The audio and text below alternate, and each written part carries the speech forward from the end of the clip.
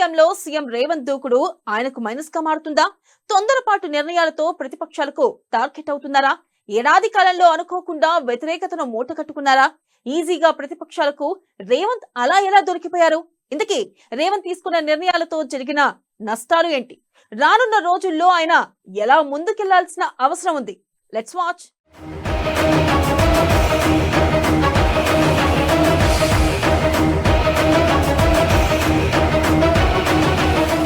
తెలంగాణను తీర్చిదిద్దే పనిలో సీఎం రేవంత్ సరైన కసరత్తు లేకపోవడంతో వివాదాలు.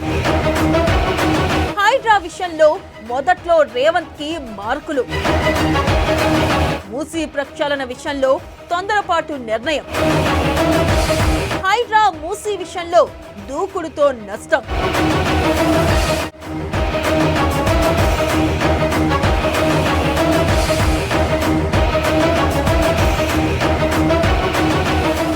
తెలంగాణలో కాంగ్రెస్ ప్రభుత్వం ఏర్పడి ఏడాది కావస్తుంది. యువ ముఖ్యమంత్రిగా తాను తెలంగాణను ఎలా తీర్చిదిద్దాలనుకున్నారో రేవంత్ అలా తీర్చిదిద్దేందుకు ప్రయత్నించారు. కాకపోతే ఆ ప్రయత్నాలకు సరైన కసరత్తు లేకుండా పోవడం వల్ల వివాదాల పాలయ్యారు. హైడ్రాకు మొదట్లో వచ్చిన హైప్ ఎంత, ఇప్పుడున్న వ్యతిరేకత ఎంతో అంచనా వేస్తే వ్యూహాత్మక తప్పిదం చేసినట్లుగా స్పష్టమవుతుంది. అలాగే మూసీ ప్రక్షాళన విషయంలోనూ సీఎం రేవంత్ తొందరపడ్డారనే అభిప్రాయాలు వెల్లడయ్యాయి.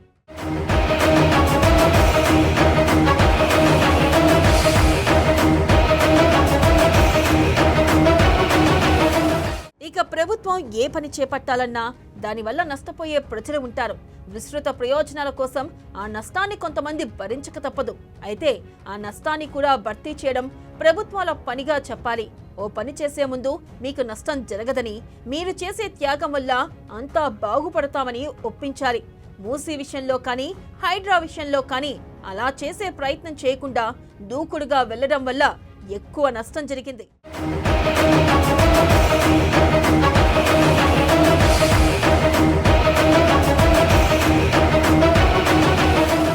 ఇప్పుడు రేవంత్ రెడ్డి ఏడాది పాలన నుంచి రివ్యూ చేసుకుంటే ఆయనకు ఇంకా 4 ఏళ్ల సమయం ఉంది.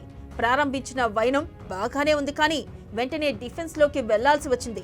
మెల్లగా క్రీజులో కుదురుకున్న తర్వాత సెక్సులు కొట్టొచ్చు. పదవిలోకి వచ్చిన తర్వాత చేయాల్సిన పని అది. కానీ రేవంత్ హిట్టింగ్ చేసే ప్రయత్నం చేసి ఎదురు దెబ్బలు తిన్నారు. ఓవైపు ప్రభుత్వంపై పదే పదే వ్యతిరేక ప్రచారం చేసి ఏదో జరిగిపోతుందన్న అభిప్రాయం కల్పించడానికి విపక్షాలు చాలా ప్రయత్నిస్తున్నాయి.